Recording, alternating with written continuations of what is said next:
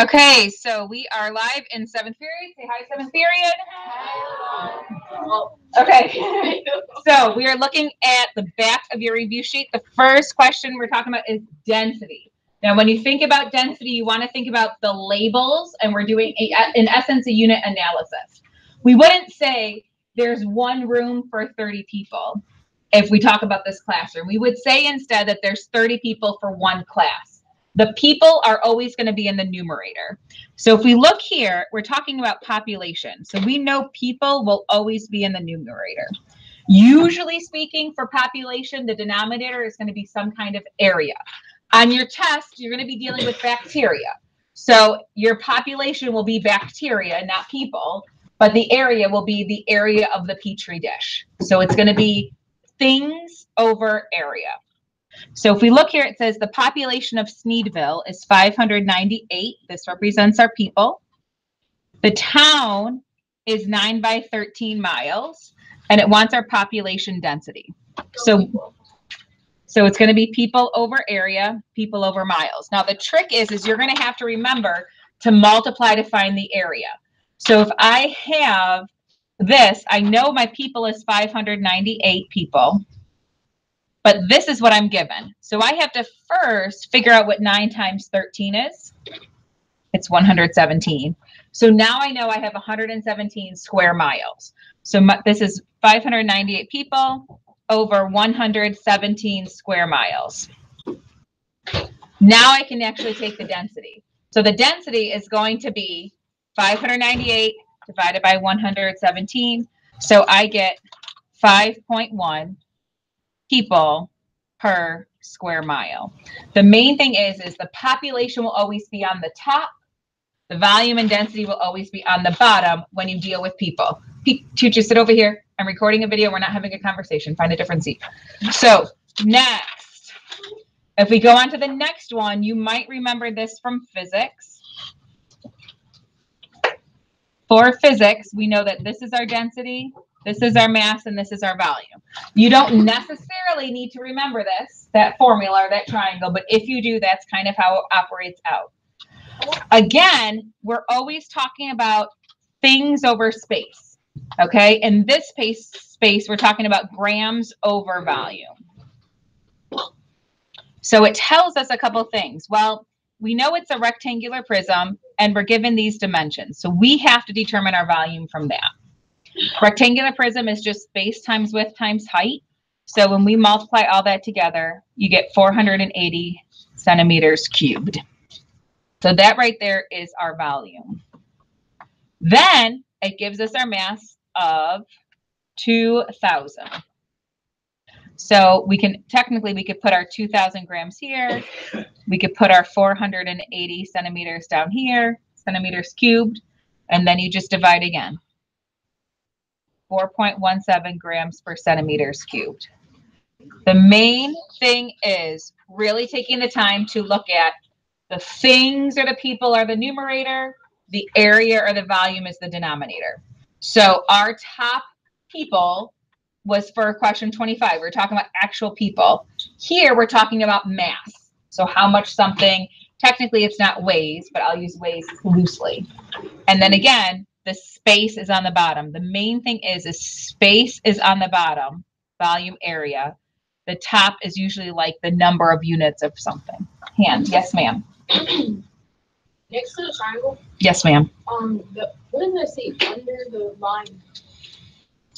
This is volume, and then I wrote over it and put cm cubed. You put what? Well, centimeters cubed. I put this unit. Excuse me. But volume. Okay, so now we're doing the next one. This one we have to work a little bit backwards. It says, what's the weight of alcohol that fills a 200 milliliter container? So this again represents our volume. It gives us our density. And then this one, we're really lucky because it gives us our units. And remember, the units are what gives us our formulas. So because our units are grams over milliliters, I know when I write my density problem, I'm going to have something grams over something milliliters. Now, in this case, they give us the density. So just like we did on Delta Math, we're going to have to work backwards. So my grams are on top, but I don't know the grams. That's what I'm looking for. So that'll be my X. And the denominator will be the 200. And then, oh, can you see that? Is it too light? And then you can cross multiply. And when you cross multiply, I got 157.8 grams. So again, usually speaking, they'll give you the units to begin with. So when they give you the units, it can help form the formula. When they don't give you the units, then you can kind of work backwards to get it from there. We got 2 more problems to kind of push through. This next problem talks about finding the population density of Atlanta. Now, so for Atlanta, they kind of drew it as a circle. So on your formula sheet, you'll have to look up what's the area formula for the circle. And most of you remember it's pi r squared. Sometimes you remember times theta divided by 360, but that's area of a sector. So first, remember it's always people over space. So we have 5.7 million people, which is a lot. And then if we put this in, they tell us 104 is the diameter. So what's my radius going to have to be then? 52. Yep. So we're going to take the 104 divided by 2. That gives us the radius. So when you fill this out, you'll find out, I'm going fast, we can get the whole video done before the bell rings. But you end up finding it as 8,494 and 87.87 square miles. And then when you do your division, because I did this ahead of time, I got 670.99, which rounds to 671 people per square mile. Okay. So I'll show that one at the end of class, but I need to go record the last question. So for the last question, you will have a goldfish problem on your test where you're comparing density.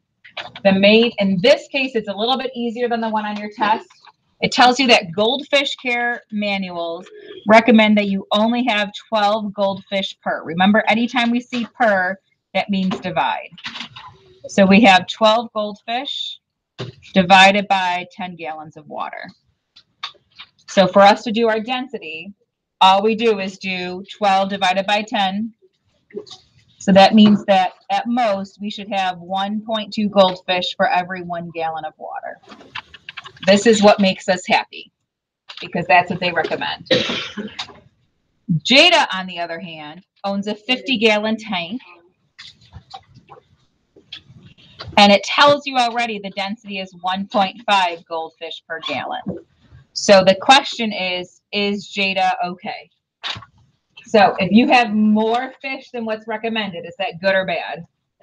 Bad. So in this case, no. They didn't do it. Okay? Because her population density is higher than what it should be. Okay? Stop sharing, minimize, stop broadcast.